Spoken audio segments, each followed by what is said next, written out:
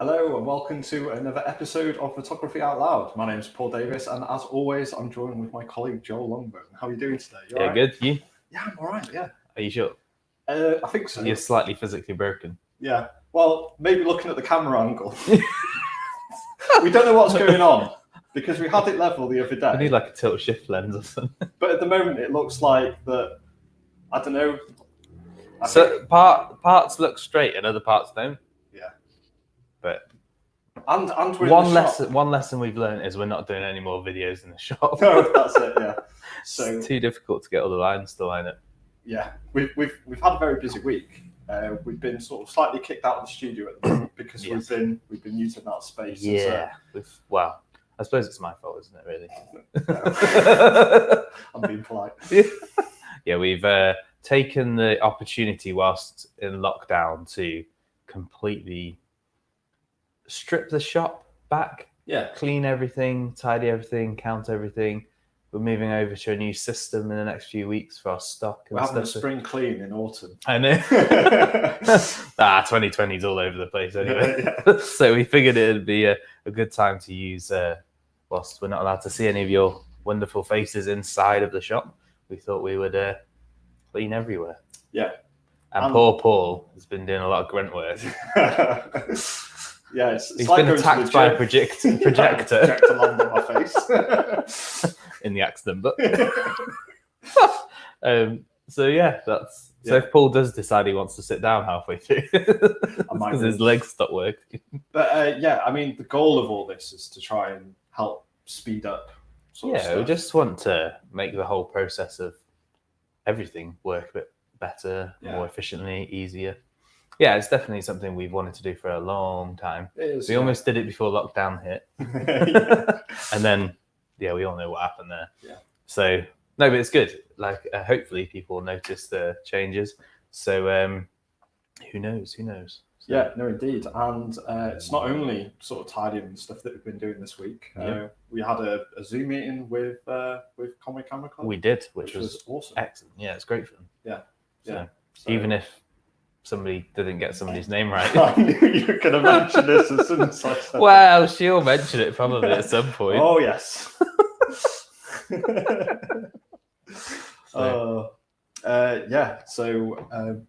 I've lost my train of thought now, Joel. Well, we'll say good afternoon to David and Tracy and Andy. David, paint the cupboards black.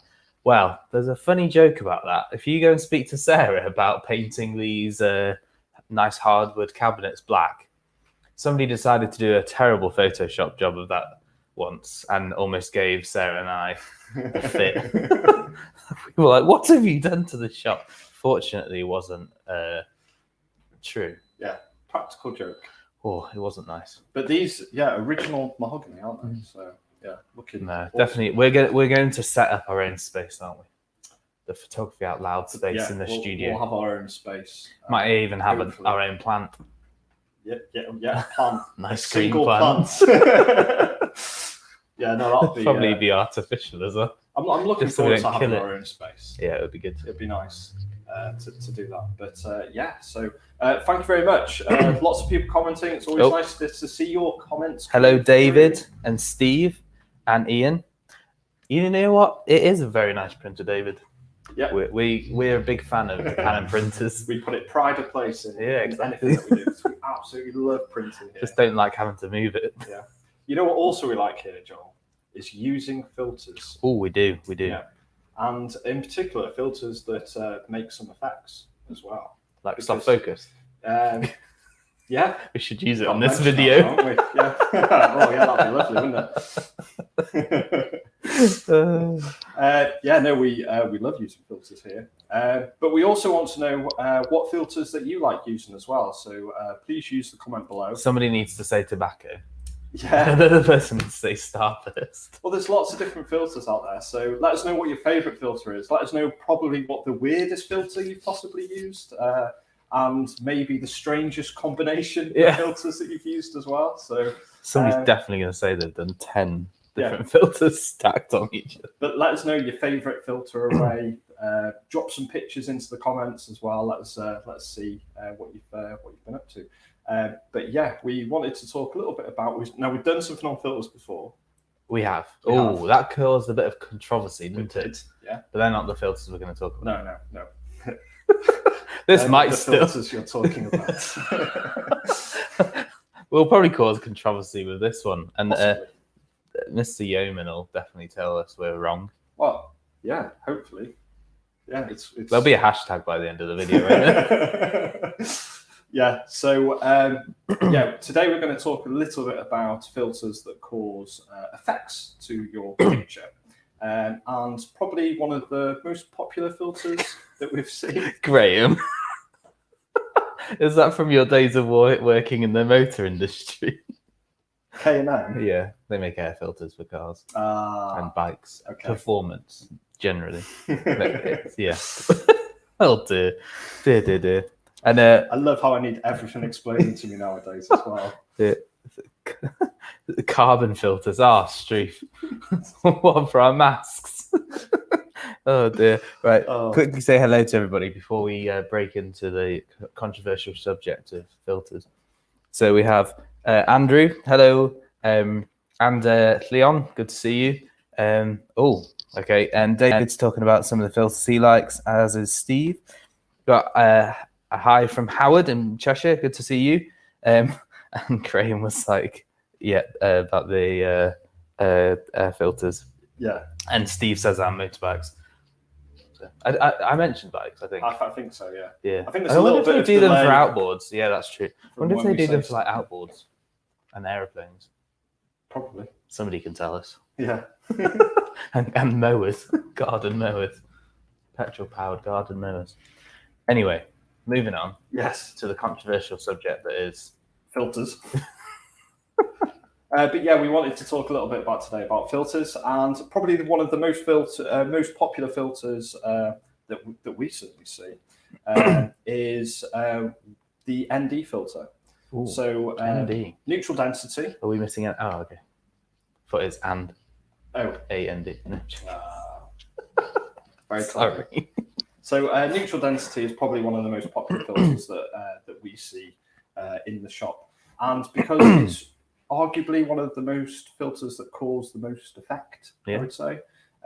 It's a versatile filter, isn't it? It certainly is. Probably not quite as versatile as a circular polarizer, but it's definitely one of the ones you can use most creatively. It is, yeah, and these come in an array of full NDs and graduated NDs, and the main reason why we have an ND filter is essentially to stop the light coming into the camera, or if you're using a graduated filter to partially stop some of the frame coming into there as well. So what you find on a standard neutral density filter is really for making your shutter speed longer. So what's going to happen is that you might be having a sort of an exposure, so say like maybe a second, and if you're wanting to expand that and your camera doesn't allow it, then what you're able to do is add an ND filter, and this is going to increase your exposure time. Can I ask a quick question? Of course you can. Have you ever used an ND to allow you to use a wider aperture? You can do that, and another way is because I've seen it used in portraiture before. Yeah, with flash as well. So before we saw a lot with high sync speeds, we used to use ND filters, so you can keep your shutter speed down at 125th. So it would you'd be able to get that depth of field. Yeah, different sort of exposures and stuff like that. So you can use neutral density in a variety of ways. But typically we do see it a lot for the landscape photographer. So increasing that. Although, like your best friend, Tanya, she used an ND for her heron shot. Yeah, so in wildlife. Tanya, not Tina. I so hope she's watching and makes a comment. Yeah, well, she'll comment if she's watching now anyway.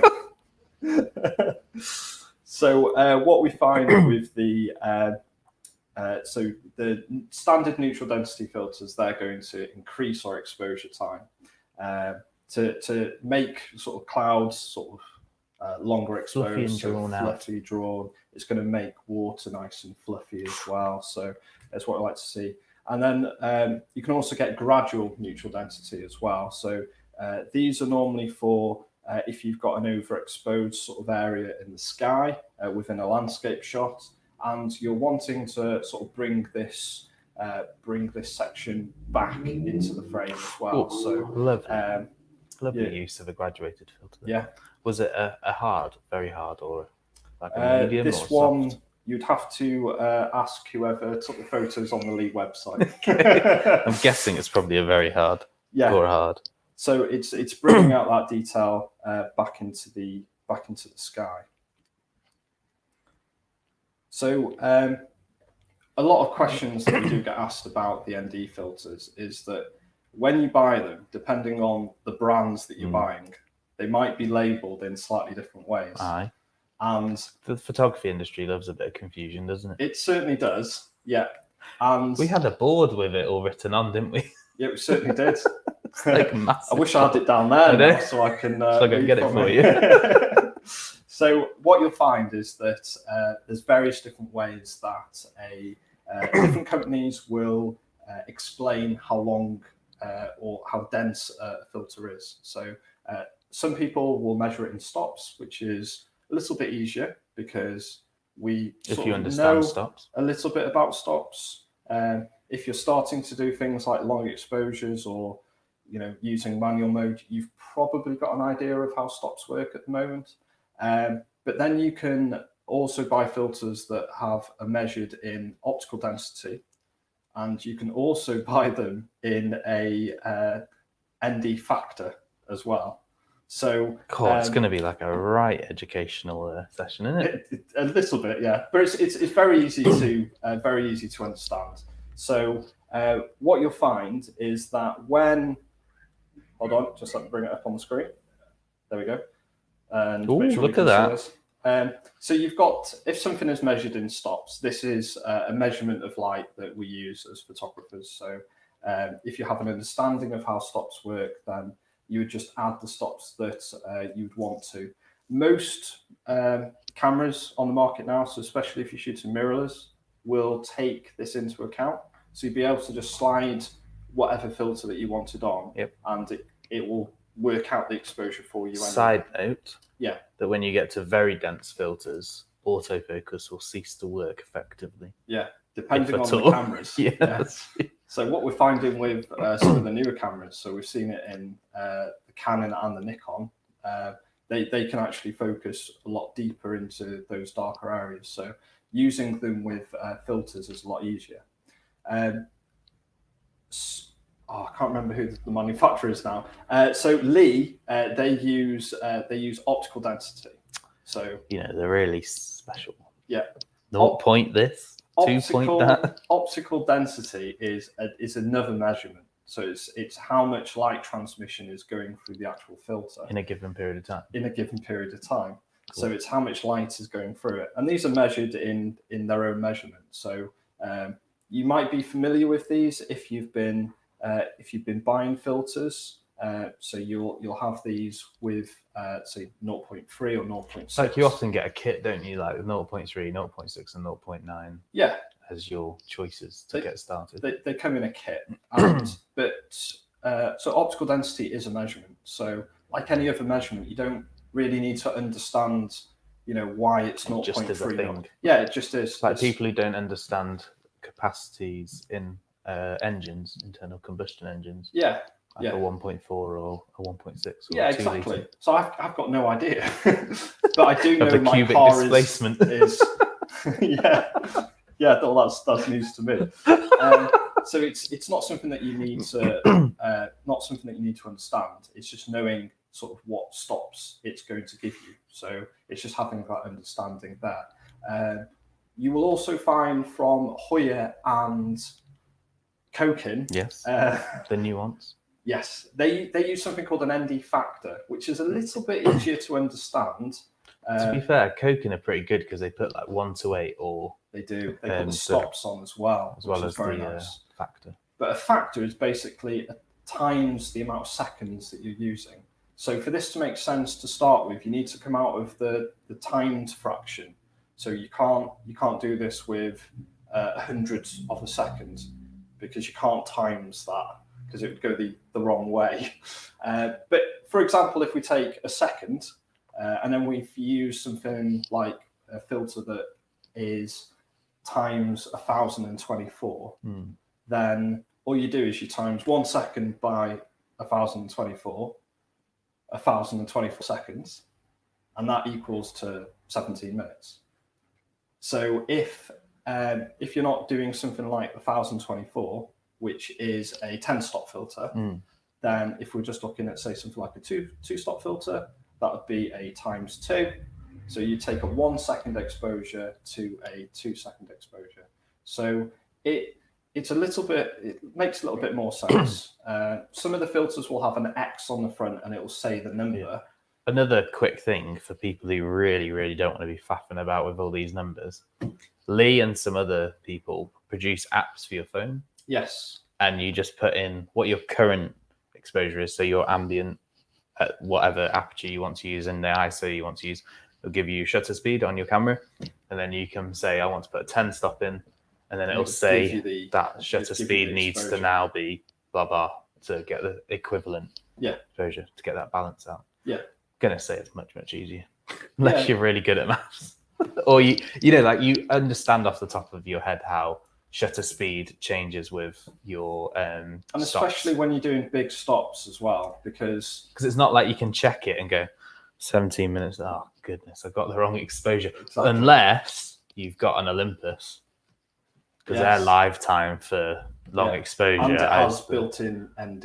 It does. Well. It does some crazy thing with the sensor. Yeah. Olympus is great. Also, the X100 series has a built-in 2-stop ND or 3-stop. As an actual filter? Yeah, actually. Oh, that's awesome. I believe. Yeah. Somebody's going to tell me I'm wrong, possibly. But so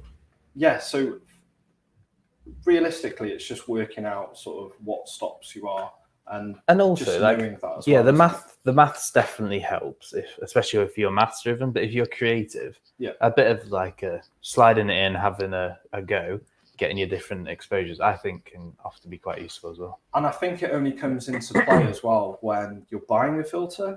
Like when you're actually using it, I don't think you need to get wrapped too much into. Yeah, and the thing is, if you're going to buy a filter and you gave us a call or an email or a message, or you were coming into a shop post-lockdown, like we go through all these things, don't we? And we'll give a suggestion as to what people, like depending on the effect that they want to achieve, and then we can kind of go through that. Because we quite often have people going, oh, I'd really like a 10 or a 16 stop. And you're like, do you really want a 16 stop? It's very niche. So you'd be better off buying a 10 and maybe a 6. Yeah. Or starting with a 6 and seeing how you get on as to whether you need that extra time. That's it, yeah. And that's the advantages of, contacting. If you don't want to sort of go through the brain ache of trying to work out sort of what you're trying to achieve. I mean, you could even bring in an image and we can have a look at it and go, well, that was like at half a second. And then we can say, well, for you to blur that water, you need to get your exposure to this amount with this filter. Yeah, definitely. Because also a lot of people don't necessarily understand the difference between a graduated ND and just a straight ND. Yeah. And then also some people obviously want to sort out their middles for sunsets and stuff. So they can then buy a reverse ND. And I think that's where being able to speak to somebody, even if it's not us, even if you're a part of a camera club and there's somebody who's very knowledgeable about that, or even forums and things like that, just understanding your specific case of how you want to use it creatively. Because people use filters in all sorts of weird and wonderful ways. Yeah. So, but that's the nice thing about photography. You know, there's not one set way that you actually need to do anything. So you can really experiment till your heart's content. Really, you can buy filters in sort of two different ways. So you can buy ones just like pizza. You can buy one circular and one square. Yeah.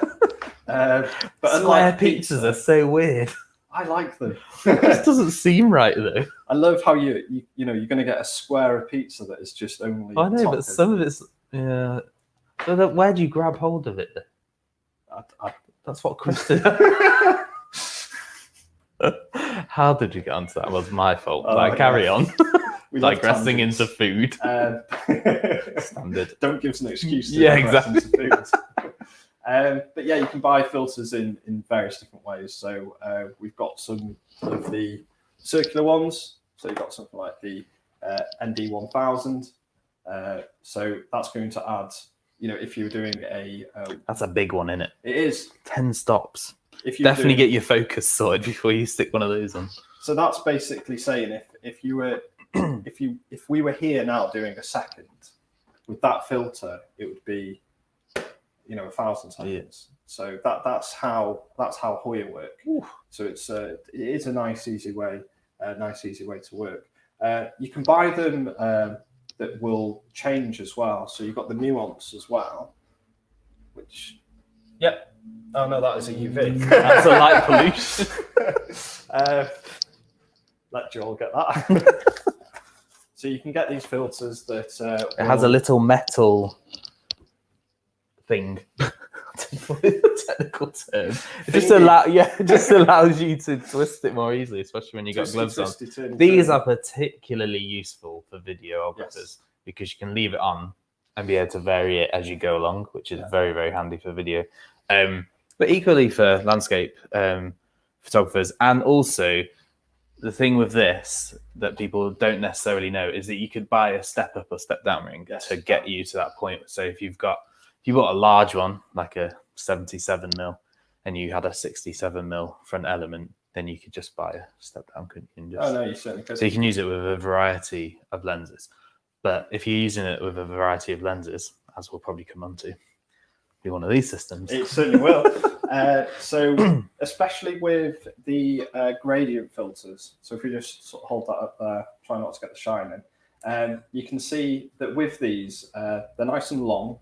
And the idea of these is that when you're using them in your holder, is that you're able to change where your gradient starts and stops. So I can sort of move that down into that position there, and it's just so useful for your rule of thirds and things like that. Exactly, yeah. So it makes it a lot easier. The other benefit of these, because you can't really get graduated filters in circular because it just doesn't really work in the same way. But these ones allow you to twist. So if you've got a mountain scene or, you know, like an object to one side, you can twist it to get your horizon. Sort of twist it in any directions that you want to, which does make it a lot easier. And you can get the reverse that you mentioned before. So everybody loves that for a sunset. It's still gradiated at the bottom, but then it goes dark and then it goes light again. So these are great for sunsets. So you get a really rich color in the middle of your shot for your sunset. Again, those are very long, so it depends where you put your sunset in the frame. So it's not prescriptive. And it makes them easily stackable as well. So when you've got a filter system, you're able to put in something like your 10 stop, which you put in first. Always put your ND in first, so you don't get any light leakage. Nobody likes leakage. You can slide in, well, a normal person could. Then you can slide in your... Have you ever thought about having a job on QVC? I wouldn't pass the interview, would I? Slidey. Twisty. So you can use these in various. So the other ways. thing to mention about these, and especially with the new Lee 100, is that you can change how many blades are in there. Yeah. So this one currently has 2 blades in, so that you can have 2 filters. But you can actually just pop these off. I've got no nails now. Camera. You can pop them off like that. And then you get a 3 or a 1, depending on how you like to use it. So you can stack a few then, because then you can build up an ND or two. Really and then nice with the Lee system, opposed to sort of. You don't need a toolkit to take it apart. You don't need tools to start with, but they're a bigger unit as well. Yeah. So with the new coking holder, if you're screwing these out on the field, I wouldn't want to lose that. No, I wouldn't want to definitely going in the sea. Yeah. Or you're going to scraping around trying to find it in the sand or the mud. So, but the new Lee filter holder is really nice. It's really also, nice. It's got the anti-rotation and the anti-fall off, because that's happened a few times. So they work really, really well. One quick thing to say about the coking series that we really, really like is it's toughened glass. Are you going to do it? I can, or you can. We should have like a... So that's glass. It's a glass filter, but it's toughened, so it's a lot more difficult. Tends to scratch less easily. Yeah. Versus a resin filter, but resin filters are cheaper, so it's a good combination to pick and choose what features are most useful to you. Yeah. Glass tends to not have cast, whereas resin tends to have a cast. It's a lot easier to achieve. Cast is not as much of an issue in a black and white shot. Yeah, no, that's it. They're a lot easier to achieve that IR neutral rather than a resin filter. So. Definitely. So no, we like those. It's always fun to just throw one at a customer and watch them as it falls in front of them. Yeah. It's the number one trick that we like doing here. It's like when we used to have dummy cameras. Yeah. Should we have a look at some of the comments and see what's been There's quite a few, I think. Yeah, probably of all the wrong things I've been saying. Okay. So didn't Sarah use an ND filter as a toy boat? I think so, but I'll leave that up to her to comment about that. Yes, Howard. We mentioned the step-down ring, which we think is quite useful, especially for videographers or people who just need a straight variable filter. Okay, Graham, we've explained that. David Yeoman says you just have to be careful of vignetting, and cheap variable NDs are nasty. They are. Everybody used to hate variable NDs back in the day. With the older variable NDs or the cheaper variable NDs. Oh, it was horrible. You used to get a crossover. Yeah, crisscross. Yeah, I mean, you still get it on the high-end ones as they reset. Yeah. But what they've done on things like the Cokin Nuance is that the reset area is totally out of the area that you would use, because they rotate all the way around. Yeah. And as you rotate them back to the beginning, essentially they have to reset when you will see like an X appear over your image. But what you find with the more inexpensive ones is that the X would start pretty quick. Yeah, and also in an area where you should be using, and the IR neutrality is awful on cheap ones. Like, they're made of resin, and it's not good resin, and it's just awful. Don't buy cheap variable NDs if you can avoid it. Olympus has its own built-in ND, as David says. Loads of free apps, like I was saying, about being able to calculate that shutter speed, which is useful. You could just go into like your app store. I've got like Lee on my phone, which is super easy because it's got a very good one. It's got 2 discs that kind of spin as you rotate them. So they work very well. So that could be a nice, easy way of working out your exposure. But as we said before, as long as your filter isn't too deep, as it were, so very dense, then on modern mirrorless cameras, it will start to work out the exposure for you. David Yeomans makes a very interesting comment here about not being too hung up on the longer exposure durations because they're not accurate, like to the 10 stop. Yeah. And also, given you're over such a long period of time, it's not going to make as much of a difference. Which is true. When you get to there, so to add another stop on 10 minutes is 20 minutes. Yeah. Because every time you want to add a stop of light to your photo, so if you wanted to make it 1 stop brighter, and you can test this out. So if you wanted to test on your camera at home, what's the difference between what your camera thinks and 1 stop, you could use the exposure compensation and then +1, just to give an idea of how little sometimes one stop exposure can be. And then when you're doing very long exposure, like David said, is that when you get into that 10-minute section and you want to add just one more stop, you need to do another 10 minutes. But equally, if you're 30 seconds ahead or behind, it's not making, because it's like 1/10 of a stop. Yeah, exactly. So it's like such a small amount. The longer you go on, the less you need to worry about. Yeah, and arguably when you're in post, 1/10 of a stop is easily manageable, especially in a raw file. To get any kind of detail back or that you've lost or whatever, or bring it back in, it's fine. Pro mist filter, boys. It's Craig. Is that going back to it's Craig, favourites? Well, that is... So you can buy a mist filter from Lee for sure, which I know some landscape photographers use, which, it's creativity. You can use it how you wish. Andrew Howe, that seems to be a comment based on past experience. Not having that step down ring. Andrew's probably got a lot of step up, step down rings now. Especially for the videography side of things. So, and the rig that he made for the that's true. For the copying as well. Oh yeah, that's very good. Which is on our rewatch. Yeah, list. On May the 20 something. Yeah. So, and don't forget our virtual show that's coming up next month, which is in next month. In like 1 day's time. Oh right, it's the 31st. So the next show starting in a day, or no.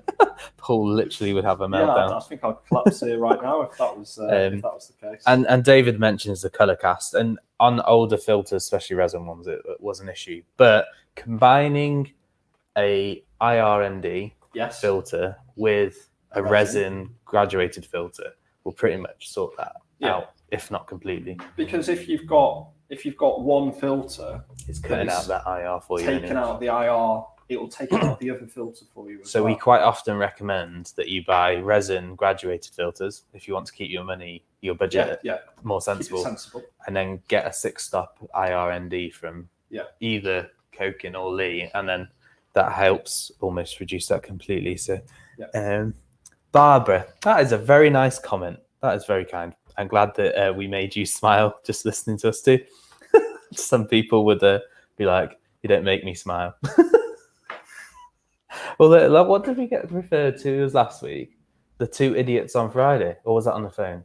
I can't remember. I was speaking to a customer and they referred to us as 2 idiots, lovingly, of course. They like watching us too, for whatever crazy reason that might be. Andrew likes the hard stop NDs, so you don't get lost in the hit and miss of the X zone. Yeah. Makes sense. Oh, and Tanya is in the room. Thanks for all your help regarding printing and framing this week. You're welcome. It's always good to see people print their stuff out. I saw it down. Lovely. Yeah, I saw it downstairs on the bench. It's a great shot that. Looking bob on. So that shows you the creative use of the ND. Yes, it does. Because not many people use NDs for wildlife photography. Yeah, and it just makes it so unique as well. So absolutely. So we're going to move on to the next kind of filter. I mean, one of the other popular filters that we see. Just let me load up my slide. Arguably more useful to more photographers quite often. Yeah, but not as for some reason it's not as popular, and it sort of should be. Yeah, I don't think people understand it. But that's only judging on what we do, isn't it? Yeah. I think people just don't understand it, do they? Because once they use it, you get people that are very diehard that as soon as they buy a new lens that's a different filter size, like I need a UV and I need a circular polarizer. Yeah. Because you can tell that they love to get those blues or cutting out those reflections and the murky water, that grey water you get. Essentially, as you just explained it. Sorry, I just kind of stole your. It's absolutely fine. Is a circular polarizer is typically there to add a little bit of depth into your picture, so it will add a little bit of contrast for you. Its major job is for potentially reducing reflections. So it all depends on the angle of light that's coming into the frame and the angle that you are on. So we do it. So it might not work all the time. Yeah, or it doesn't work as well. Yeah, the strength or the effect it has isn't as strong as you might expect. Because it varies, doesn't it? Because water is one great use, like you've shown in these pictures with the reflections on the rocks and the kind of the water reflection as well towards the top of the image, etc. But equally, it's great for your sky. It is. To get it much bluer. Yeah. Cuts out some of the haze. But that's it. It's cutting out the haze to bring out the blue. But then it's also very good for photography inside. Yeah. Or outside when there's glass or mirrors to kind of reduce, or shiny, glossy surfaces to kind of reduce that. And also people use it for motorsport photography, and they use it for photographing cars statically because it can really bring some nice depth into your image, that especially on your glass and the tops of bonnets and roofs of cars and stuff where the sunlight is coming through quite harshly. Gives you, and especially if you're doing it professionally and you need to show all of the sponsors logos, it helps you bring some. You don't want to bring any shadows on there at all. It does make a big difference. It gives a richness to your image, doesn't it? Yeah, instead of that kind of fuzzy, low contrast. Yeah, and well, normally what we'd do is we'd say that these filters are they're used because you can't achieve these in camera. Post. Yeah. So you couldn't add more stops onto your exposure, or you couldn't add the effect that a polarizer does. But Olympus had to scupper that, didn't they? They added a way of achieving that without any filters whatsoever, built in or not built in. So well done to that for taking that thing away from me. But I don't know, there's something about using actual filters, part of that. It's a process, isn't it? Yeah, it really is. It's the physicality of it, preparing for the shot, especially if you're a landscape photographer and you're waiting for the light to just be the way that you want it to be. I think also it's almost like manual, isn't it? Like you manually driving a car rather than automatic mode. Yeah. But also that age-old adage of getting it right in camera, and not having to mess about with it on the computer. Even though we spoke about it the other night, where you like editing your shots and stuff, but it's nice to get that richness of color. But you can use it from 2 points of view as well, because you can either get it right in camera, or you can use filters to capture as much detail as possible. Yeah. So extract that. Yeah, extract it. So if there's burnt out areas in your photograph, and just slipping in like a graduate filter is going to bring that back for you. It might still not look right on camera, but you've got an idea of how you want to edit it sort of in your head. And also, there's obviously people will say that you could get away with not using the graduated, shoot in HDR mode to get your dynamic range. But again, like it's more forced and unnatural when you do a HDR. So you have to be, I would argue, more careful in post-production to make sure you're not just kind of like, I don't know, there's that horrible, yucky HDR effect. You've got to be careful. People can do HDR and it looks amazing. Yeah. But then equally, the eye is very good at starting to pick up where there's far too much detail in the shadows. And one of those graduated just helps pull everything in neatly and carefully. And you're not asking the camera to try and achieve too much. No, no, it certainly does work quite well. And then you've got other filters. So things like the mist filter that we've seen that's very popular from Craig. Oh yeah, Andrew says the Pro Mist is a beauty filter. You could combine it with your beauty light for the next episode. There we go. You're trying to say that we need the help? We could just keep it out of focus, couldn't we? Yeah. Maybe we should just move to a podcast. You won't have to deal with that. Hey, easy now, David.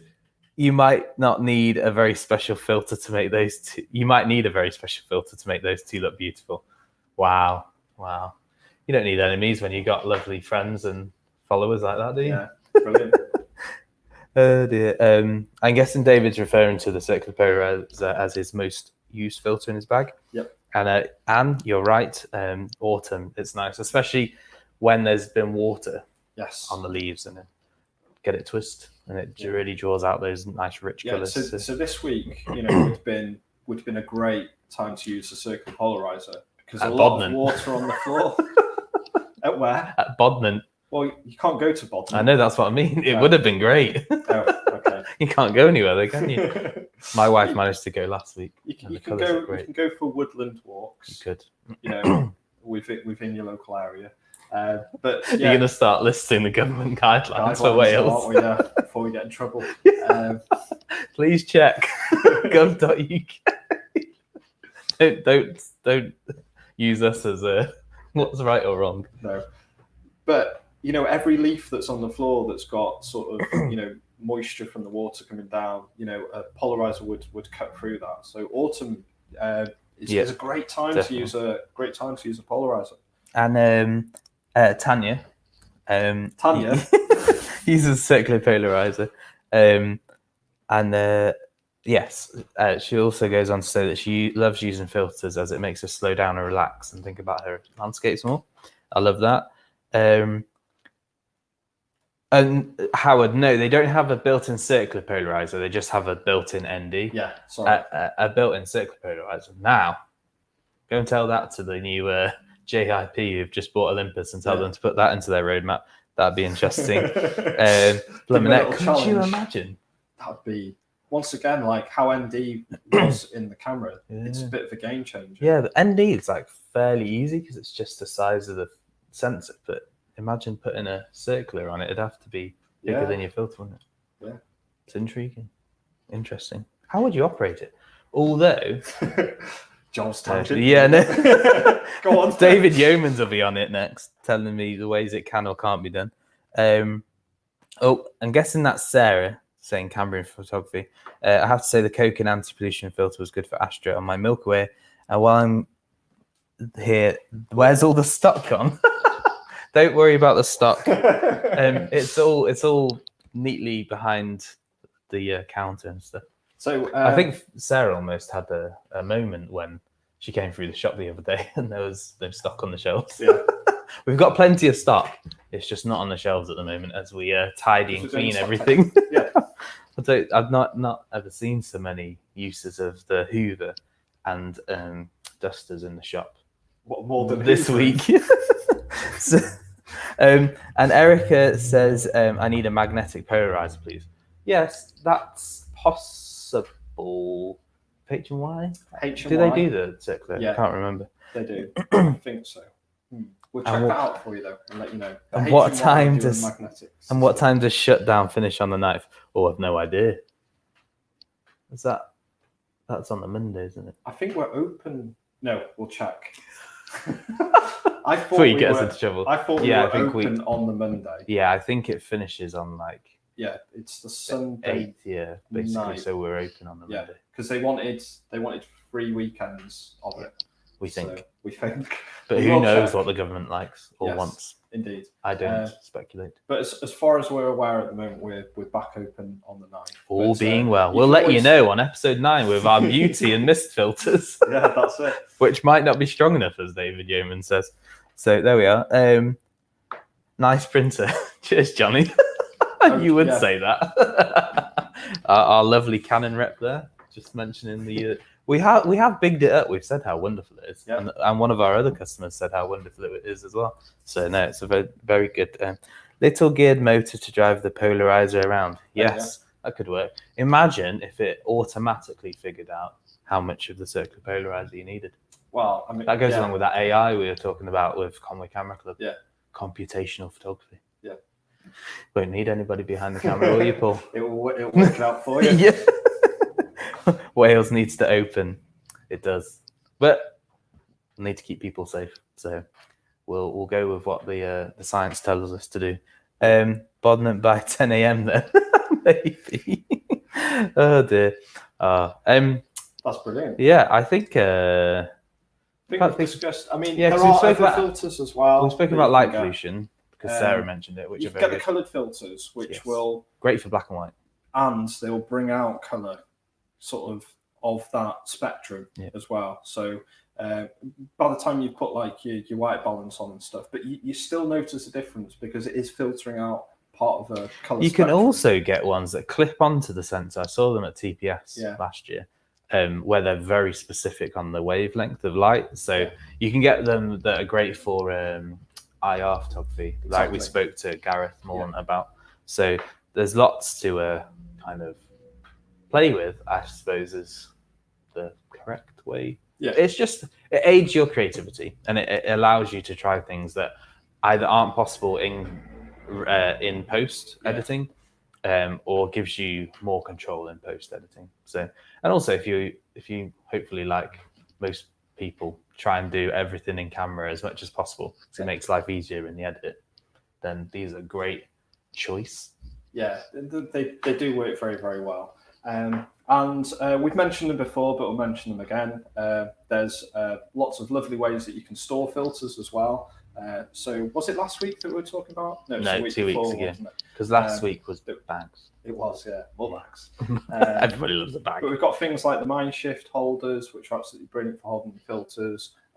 Koken themselves do a really lovely big bag to hold if you've got lots of filters, which is just behind Joel's head there. There we go.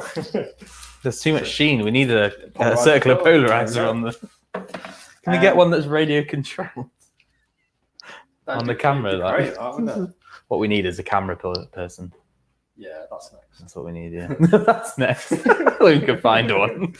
And then, Lee do a wonderful range of... Is that the little one? And this is the super one? Yeah. Like the little stuff and the super stuff. Side, really, haven't we, as well? Ha ha. Funny man. And then they do some nice big cloths as well. Definitely buying yellow pages for next week. Previously to us starting, it was leaning my way, so it looked like I was fat and short because it looked like I was pulling down the shop. Oh dear. Oh, that's lovely. Yes, IR filters for trying out IR photography without having to have it converted. Yeah, which is pretty much a permanent start to thing. Give you an idea. Obviously, getting a camera converted to IR will increase that wavelength, so you'll be able to get more. But using an IR filter is a great way of giving it a whirl, giving you an idea of what IR would look like. And Andy Yates says he loves my shirt. Now, if you do like this shirt, you can buy it. Yeah, we just need to add it to the website, really. Yeah. But yeah, we can definitely have these made for you if you like, in all different shapes and sizes. But just in that colour. Yeah. Well, I don't know. Might work on a red. Yeah, could do. Red, dark green, dark blue. Well, any colour that you want, apparently. Tie-dye. Yeah. And hopefully we'll be having more merch going forward as well. Yes, so, especially when we get our branding for Photography Out Loud sorted as well. No, that'll be brilliant. So, I think that's everything for today, Joel. Any final thoughts before we finish? Obviously, stay safe, especially if you live in Wales, in terms of the lockdown. It'll be over before we know it. And yeah, I just hope you can find something creative to do with your photography. Yeah. And then just a reminder, we are not open to people walking into the shop, but we'll answer the phones, emails, Facebook Messenger, the messenger thing on our website. There's at least 4 different ways. Probably more, but those are the most popular ways of contacting us. We tend not to be able to see smoke signals. Yeah. But carrier pigeon. I really want somebody to try a carrier pigeon. I think that would be a nice surprise if one knocked at a window, wouldn't it? Oh, it's got a note on the window. No, it's wonderful. And thank you so much for all your amazing comments this week as well, because the comments have been really good. Yeah, it's nice to have that engagement. Yeah, definitely. And lots of likes as well, which is always nice. If you haven't liked already, likey. You're going to make me say it one week, aren't you? Make sure you like this video, and also if you want to spread the word about what we're doing here on Photography Out Loud, please share it with your friends as well. I like Steve Ransom's comment. Very informative and sometimes entertaining. Thanks, guys. Okay. Normally it's the other way around. Yeah. What? Normally entertaining and sometimes informative. Glad you enjoyed it, Howard. Yeah. Thank you for your kind comments, and thank you everyone for your kind comments coming in. So it's lovely to see. Glad we can help, Steve. Yeah. Make sure you subscribe to our Facebook and YouTube pages. Once again, that lets you know the next time that we're going live, so you don't miss us.